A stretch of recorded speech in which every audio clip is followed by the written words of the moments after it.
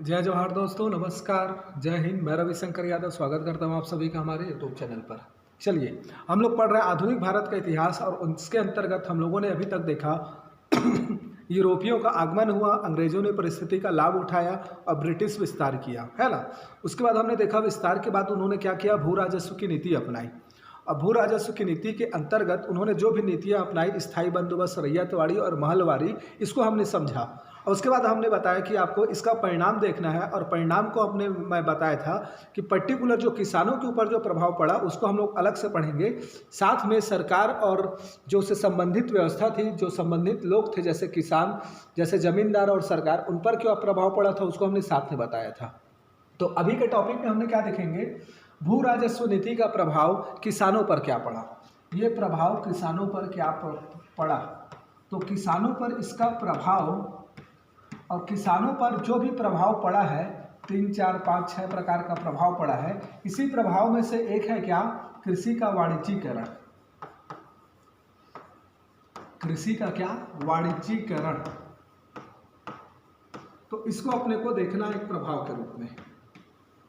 बात समझ रहे हैं आप लोग, मैं क्या बोल रहा हूं कि किसानों के ऊपर जो प्रभाव पड़ा है, इसी प्रभाव का एक परिणाम है क्या, कृषि का वाणिज्यीकरण। ठीक है, तो कृषि का वाणिज्यीकरण और किसानों पर प्रभाव, ये दो टॉपिक है समझो अभी का, जिसको हम लोग समझेंगे। ठीक है, किसानों पर जो प्रभाव पड़ा ना, उसी प्रभाव में कृषि का वाणिज्यीकरण भी है कि अत्यधिक दर होने के कारण लगान अदा करने के लिए क्या किया, किसानों ने नकदी फसल उगाना चालू किया या कृषि का क्या किया, वाणिज्य फसलों का उत्पादन शुरू किया, जिसके परिणाम स्वरूप क्या हुआ, भारत में कृषि का वाणिज्यीकरण हुआ है औपनिवेशिक काल में। उसको भी समझेंगे। चलिए, तो हमको क्या पढ़ना है मुख्यतः अभी, सबसे पहले क्या, प्रभाव। तो प्रभाव की यदि बात करें तो याद रखिएगा, प्रभाव में बोला जाता है कि प्रभाव क्या क्या पड़ा। तो पहला बोला जाता है कि लगान की दर अत्यधिक होने के कारण, लगान की दर अत्यधिक होने के कारण, अत्यधिक होने के कारण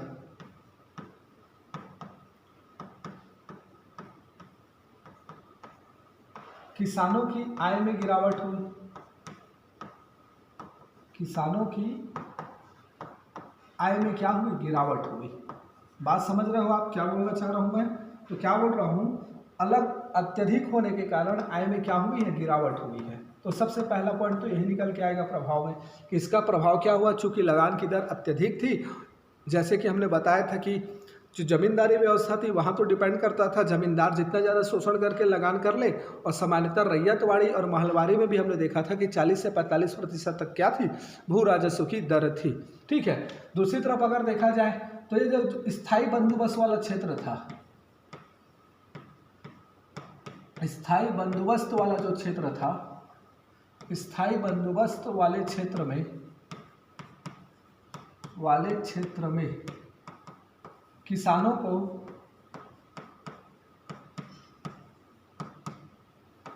सार्वजनिक संपत्ति से हाथ धोना पड़ा। सार्वजनिक संपत्ति से हाथ धोना पड़ा।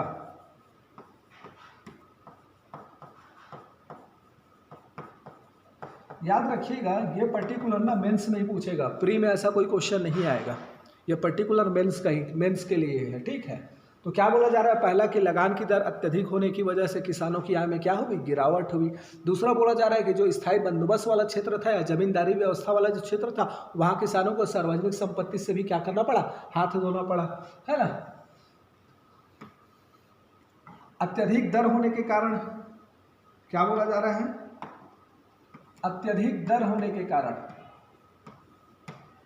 अत्यधिक दर होने के कारण कई किसान क्या हुए, कई किसान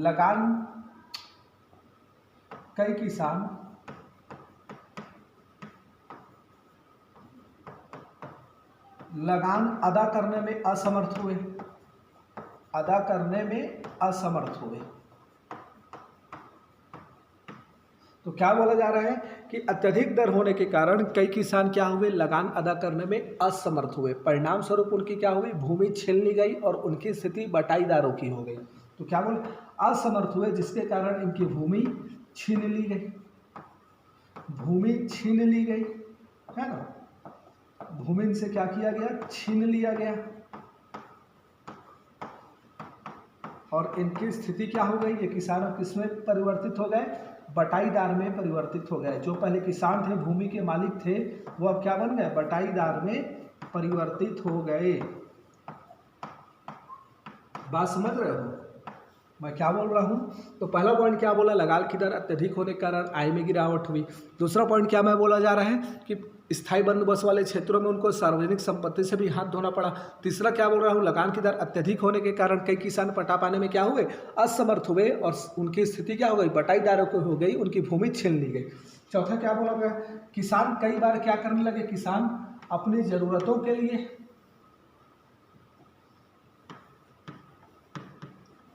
अपनी जरूरत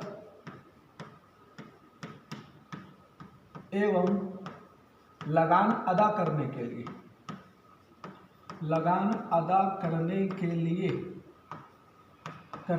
लिए किसानों को ऋण लेना पड़ा और एक बार ऋण लेने के बाद ये ऋण जाल में फंसते गए।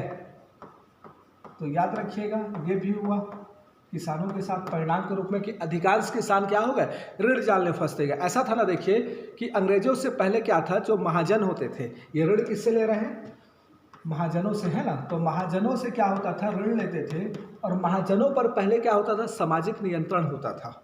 मतलब यदि कोई किसान ऋण लेता था तो सामाजिक प्रभाव में महाजन क्या करता था, उसको बेदखल नहीं कर सकता था उसके ज़मीन से, अगर अदा करने में असमर्थ होता था तो।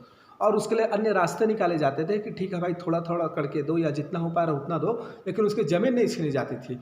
लेकिन ये जो अंग्रेजों जब आए तो इनकी जो व्यवस्था निर्मित हुई, इस व्यवस्था ने इस महाजनों को क्या कर दिया, सशक्त बना दिया। इस महाजनों को सशक्त बनाया, मजबूती प्रदान की, और उसके बाद ये महाजन और शोषण करने लगे किसानों का।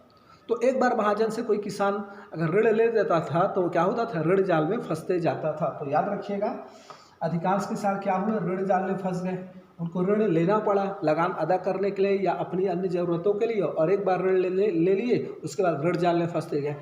लगान अदा करने के लिए इन्होंने क्या किया, किसानों ने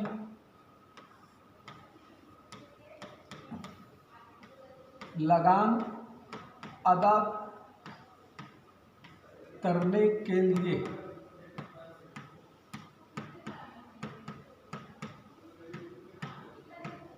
वाणिज्यिक फसलों का उत्पादन करना प्रारंभ किया। वाणिज्यिक फसलों का उत्पादन, यही है कृषि का वाणिज्यीकरण, करना प्रारंभ किया, परंतु इसका लाभ इनको नहीं मिल पाया।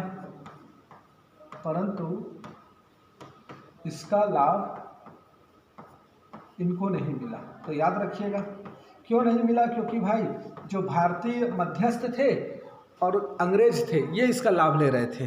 ठीक है, याद रखिएगा। तो मैं क्या बोला हूँ, मैं बताया ना आपको, कृषि का वाणिज्यीकरण प्रारंभ हुआ तो एक परिणाम ये भी हुआ कि लगान को अदा करने के लिए अधिक आय हो करके इन्होंने क्या किया, वाणिज्यिक फसलों की शुरुआत की, और यही क्या हुआ, कृषि का वाणिज्यीकरण हुआ। लेकिन इसका लाभ किसानों को नहीं मिल पाया। तो इसका लाभ किसको मिला, तो बोला जा रहा है इसका लाभ किसको मिला, भारतीय शोषक वर्ग और अंग्रेजों को। ठीक है, इसका लाभ किसको मिला, इनको नहीं मिला, भारतीय शोषक वर्ग और अंग्रेजों को मिला। इसको हम लोग आगे पढ़ेंगे। कुल मिलाकर ऑल ओवर देखा जाए तो इसका परिणाम किसानों की स्थिति क्या होगी, दयनीय हो गई। कुल मिलाकर बोला जाए अंततः एक पॉइंट में कि भू राजस्व नीति के कारण किसानों की स्थिति क्या हो गई, दयनीय हो गई, साथ में इनका शोषण हुआ और ये ऋण जाल में फंसते गए। किसमें फंस गए, ऋण जाल में फंस गए किसान, और कृषि की स्थिति भी दयनीय हो गई। कृषि की स्थिति भी क्या हो गई, दयनीय हो गई। तो आपको याद रखना है, थोड़ा सा मैं क्या बता रहा हूँ, प्रभाव किसानों पर इसका परिणाम क्या पड़ा। तो मैं क्या बोल रहा हूँ, पहला उनकी आय में गिरावट हुई, जमींदारी में क्या हुआ, उनको सार्वजनिक संपत्ति से हाथ धोना पड़ा। तीसरा मैं क्या बोल रहा हूँ, अत्यधिक दर होने के कारण किसानों ने क्या किया, असमर्थ हो गए, लगान पे करने में असमर्थ हुए और उनको अपनी ज़मीन से हाथ धोना पड़ा और उनकी स्थिति क्या हो गई, बटाईदारों की हो गई। चौथा क्या बोल रहा हूँ, अपनी ज़रूरतों के लिए या लगान अदा करने के लिए कई बार उनको ऋण लेना पड़ा और एक बार ऋण लेते गए तो ऋण जाल में फंसते गए। क्यों? क्योंकि महाजनों को, जो ब्रिटिश सिस्टम था, ब्रिटिश व्यवस्था थी, इसने महाजनों को क्या बना दिया था, सशक्त बना दिया था। और साथ में क्या बोला जा रहा है, लास्ट क्या, कि लगान को अदा करने के लिए अत्यधिक लाभ कमाने के उद्देश्य से इन्होंने क्या किया, वाणिज्यिक फसलों को करना प्रारंभ किया, लेकिन अंततः इसका लाभ भारतीय शोषक वर्गों और अंग्रेजों को मिला, न कि किसानों को। तो कुल मिलाकर ऑल ओवर देखा जाए तो इस नीति का परिणाम किसानों पर क्या पड़ा, तो किसानों की आय में गिरावट हो गई, उनका शोषण हुआ, ठीक है, वो ऋण जाल में फंसते गए और कृषि की स्थिति भी दयनीय हो गई, कृषि में कोई निवेश नहीं किया गया। तो ऑल ओवर इसने क्या किया, भू राजस्व नीति ने, अगर ऑल ओवर देखा जाए तो ये जो भू राजस्व की नीति थी, ये जो भू राजस्व की नीति थी, इस भू राजस्व की नीति ने कृषि के औपनिवेशीकरण को बढ़ावा दिया, कृषि के औपनिवेशीकरण को क्या किया, बढ़ावा दिया। ठीक है जी, याद रखिएगा। अब आता है कृषि का वाणिज्यीकरण।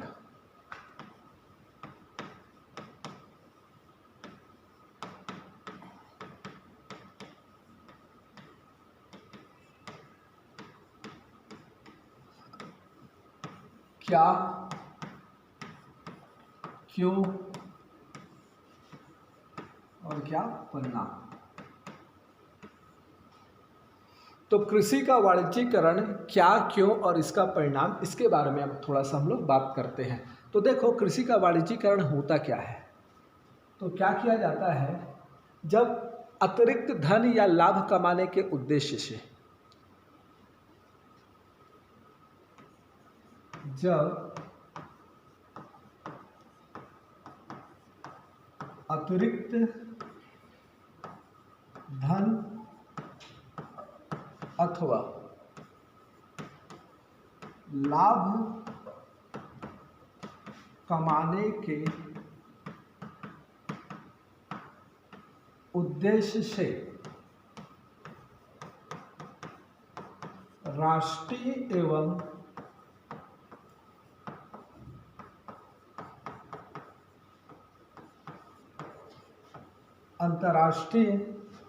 राष्ट्रीय एवं अंतर्राष्ट्रीय मांगों को ध्यान में रखकर,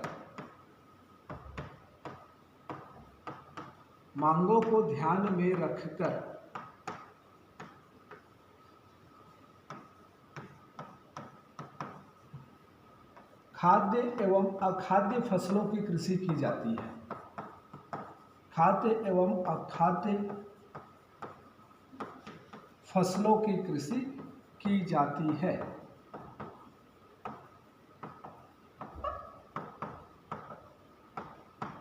तो क्या बोल रहा हूं मैं, जब क्या किया जाता है, अतिरिक्त धन या लाभ कमाने के उद्देश्य से राष्ट्रीय एवं अंतर्राष्ट्रीय मांगों को ध्यान में रखते हुए, है ना, खाद्य एवं अखाद्य फसलों की कृषि की जाती है, तब इसी को ही क्या बोल दिया जाता है, कृषि का वाणिज्यीकरण, है ना। इस कृषि में आधुनिक तकनीक का प्रयोग किया जाता है, इस कृषि में आधुनिक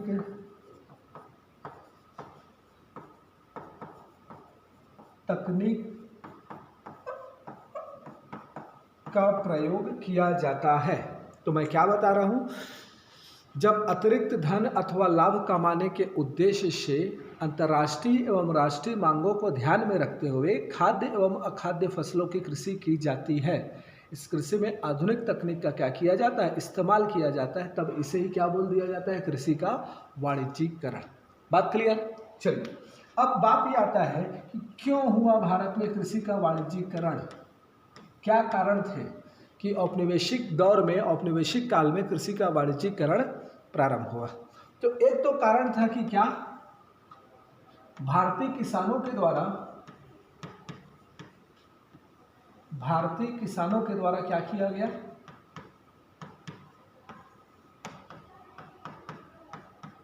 अतिरिक्त लाभ कमाने के उद्देश्य से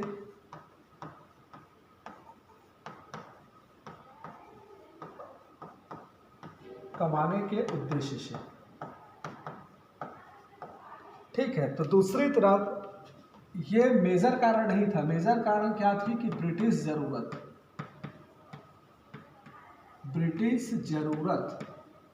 तो ब्रिटिश जरूरत में 3 कारण आ गए हैं। पहला क्या? औद्योगिक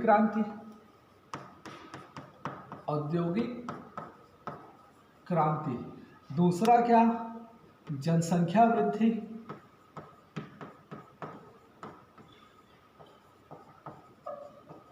और तीसरा क्या? व्यापार प्रतिस्थापन।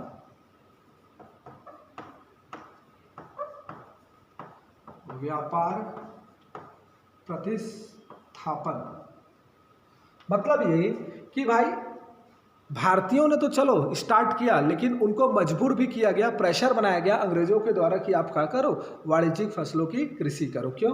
क्योंकि औद्योगिक क्रांति के बाद उद्योगों को वृहद मात्रा में क्या चाहिए था? कच्चा माल चाहिए था। ब्रिटेन में औद्योगिक क्रांति के बाद, ये सब ब्रिटेन की बात हो रही है ना, तो ब्रिटेन में औद्योगिक क्रांति के बाद उनको वृहद मात्रा में क्या चाहिए था? कच्चा माल चाहिए था। दूसरा कारण, ब्रिटेन में जनसंख्या वृद्धि के कारण यहाँ खाद्य फसलों की मांग बढ़ी। खाद्य फसलों की क्या बढ़ी? मांग बढ़ी। तो याद रखिएगा, पहला कारण क्या बोला जा रहा है कि औद्योगिक क्रांति के कारण उनको क्या करना पड़ा?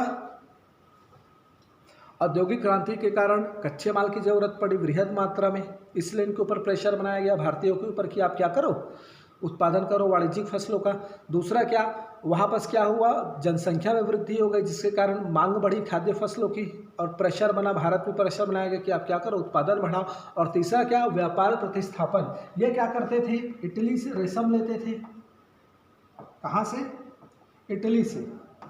इटली से रेशम लाते थे, साथ में कैरेबियन देशों से। ये जो कैरेबियन देश है, यहाँ से क्या लाते थे? नील लाते थे। तो इन्होंने भारतीयों को दबाव बनाया, व्यापार को प्रतिस्थापित करना चाहते थे। मतलब ये इटली और कैरेबियन देशों से जिस चीज़ को वे लेते थे, आयात करते थे, उस चीज़ को भारत में उत्पादन करके भारत से लेना चाहते थे। क्यों? क्योंकि भारत में सस्ता पड़ रहा था। अब भारत में इनको पैसा नहीं देना पड़ता था, यही के राजस्व से क्या करते थे? कच्चे माल को खरीदते थे। तो इस प्रकार से देखा जाए तो व्यापार को प्रतिस्थापन करना, इटली और कैरेबियन देशों से व्यापार को क्या करना? प्रतिस्थापित करना। इटली से जो रेशम लेते थे वो रेशम बंगाल से उगाने लगे, और कैरेबियन देशों से जो नील लेते थे वो भी यूपी, उत्तर प्रदेश, झारखंड या इत्यादि क्षेत्रों से क्या करने लगे? भारत में नील की खेती करवाने लगे। तो इन सभी के परिणाम स्वरूप क्या हुआ? भारत में कृषि का वाणिज्यीकरण हुआ। बात समझ में आया? चलिए अब बात आता है इसका परिणाम क्या हुआ।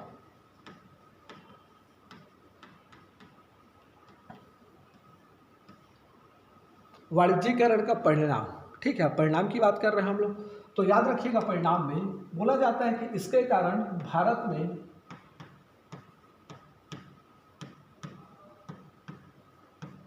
कुछ नई फसलों का उत्पादन प्रारंभ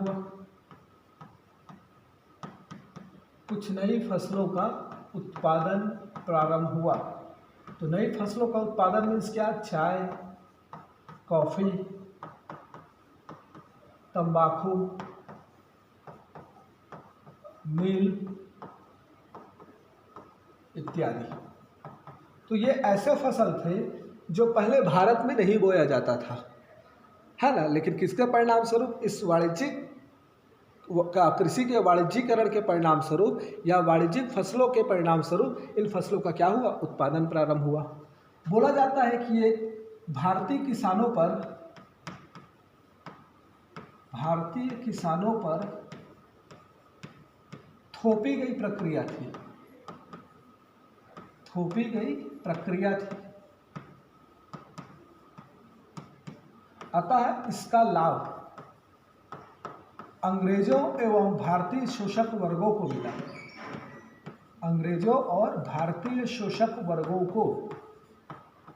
भारतीय शोषक वर्गों को क्या मिला? इसका लाभ मिला और अधिकांशतः भारतीय कृषकों को ऋण लेने पर मजबूर होना पड़ा।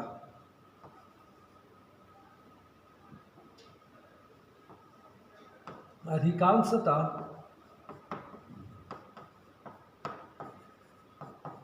भारतीय कृषकों को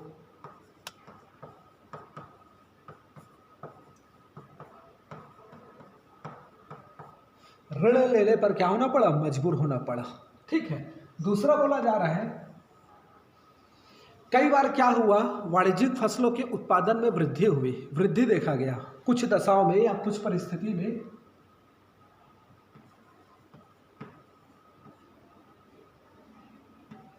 कुछ परिस्थिति में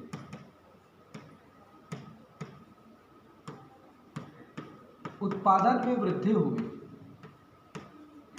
उत्पादन में वृद्धि, जैसे कि अमेरिकी गृह युद्ध के समय, अमेरिकी गृह युद्ध के समय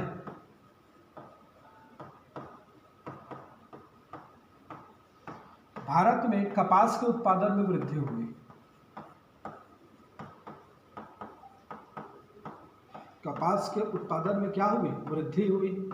लेकिन ये वृद्धि का जो कारण था, ये कारण तकनीक ना होकर किसानों का क्या था, शोषण था।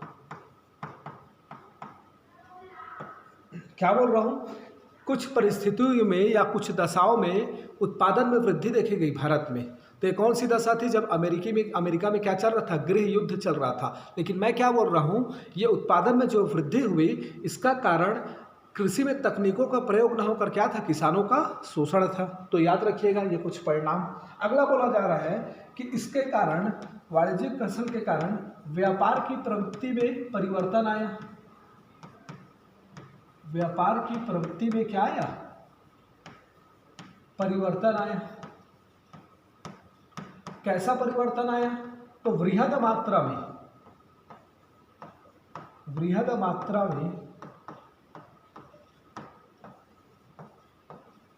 कच्चे माल का क्या होने लगा, निर्यात होने लगा।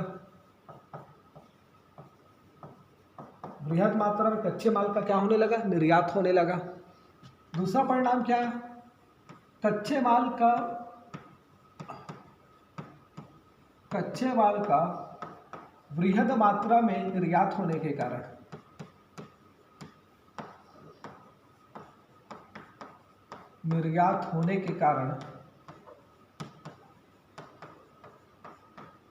कारण भारतीय उद्योगों के समक्ष कच्चे माल की संकट की स्थिति निर्मित हुई।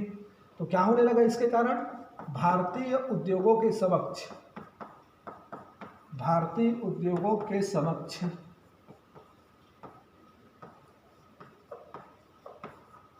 कच्चे माल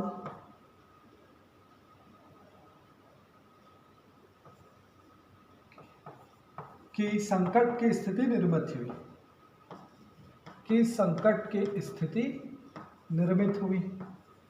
तो यहीं से क्या होगा, यह भी एक मेजर कारण बनता है।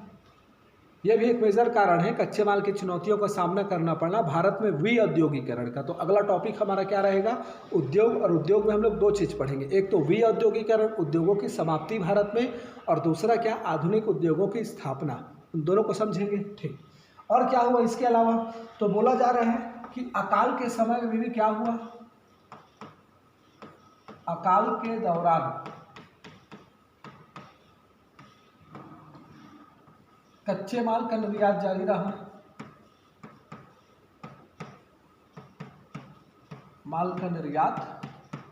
रहा। जिसके कारण भारत में क्या हुआ, भारत में अकाल एवं भूखमरी की स्थिति निर्मित हुई। अकाल एवं भूखमरी मतलब कई लोग बोला जाता है कि भूख में मर गए भारत में। क्यों, क्योंकि अकाल पड़ रहा है भारत में, उस दौरान भी आप क्या कर रहे हो, कच्चे माल और खाद्य फसलों को क्या कर रहे हो, कंटिन्यू निर्यात कर रहे हो। तो भारत के लोग क्या करेंगे, भूखे नंगे हो जाएंगे, भारत के लोग मरना प्रारंभ करेंगे। याद रखिएगा, रेलवे के विकास और स्वेज नहर के खुलने के बाद इस कच्चे माल का निर्यात और वृहद मात्रा में होने लगा। इस कच्चे माल का निर्यात में क्या बोल रहा हूँ, एक तो रेलवे का विकास और दूसरी तरफ क्या 1869 में क्या हुआ, स्वेज नहर के खुलने के कारण 1869 में स्वेज नहर के खुलने के कारण कच्चे माल का निर्यात और बढ़ा। ठीक है, तो इस तरीके से देखा जाए तो कुल मिलाकर क्या हुआ, वाणिज्यीकरण ने, फिर से आप क्या बोल सकते हो कि वाणिज्यीकरण का परिणाम क्या रहा, तो इसने क्या किया, कृषि का औपनिवेशीकरण को बढ़ावा दिया, ना कि कृषि में क्या किया, सुधार किया। एक लास्ट लाइन में आप ये बोल सकते हो कंक्लूजन के रूप में। तो याद रखिए, मैं अभी आप लोग को क्या पढ़ाया हूँ, मैं आप लोगों को अभी बताया भू राजस्व नीति का किसानों पर प्रभाव, और किसानों पर प्रभाव को बताते हुए वाणिज्यीकरण यहाँ से निकला है। तो आय में गिरावट हुई है, सार्वजनिक संपत्ति से भी इनको हाथ धोना पड़ा, साथ में क्या बोल रहा हूँ, बटाईदार की इनकी स्थिति हो गई, जमीन बेचना पड़ा, जमीन से अपना मालिकाना हक खो बैठे, साथ में क्या बोल रहा हूँ, अपनी ज़रूरतों के लिए या लगान पे करने के लिए ऋण लेने लगे, और महाजनों से फिर ये क्या करने लगे, ऋण जाल में फंसते गए। साथ में क्या बोल रहा हूँ मैं, लगान को अदा करने के लिए क्या करने लगे, अधिक लाभ कमाने के उद्देश्य से वाणिज्यिक फसलों को करना प्रारंभ किया, परंतु इसका लाभ इनको ना मिला। ठीक है, साथ में क्या बोला जा रहा है, इसका परिणाम क्या हुआ, तो अंततः क्या हुई, किसानों की स्थिति दयनीय हो गई, ऋण जाल में फंसते गए, है ना। और कुल मिलाकर इसका प्रभाव क्या हुआ, तो कृषि के औपनिवेशीकरण को क्या किया, इसने बढ़ावा दिया। अब यही पर से निकल के आया आपका क्या, कृषि का वाणिज्यीकरण। तो मैं क्या बोल दिया, क्या होता है, तो अतिरिक्त लाभ या धन कमाने के उद्देश्य से राष्ट्रीय और अंतर्राष्ट्रीय मांगों को ध्यान में रखकर क्या किया जाता है, खाद्य एवं अखाद्य फसलों की कृषि की जाती है। आधुनिक तकनीकों का क्या किया जाता है, इस्तेमाल किया जाता है, इसी को क्या बोल दिया जाता है, वाणिज्यिक कृषि।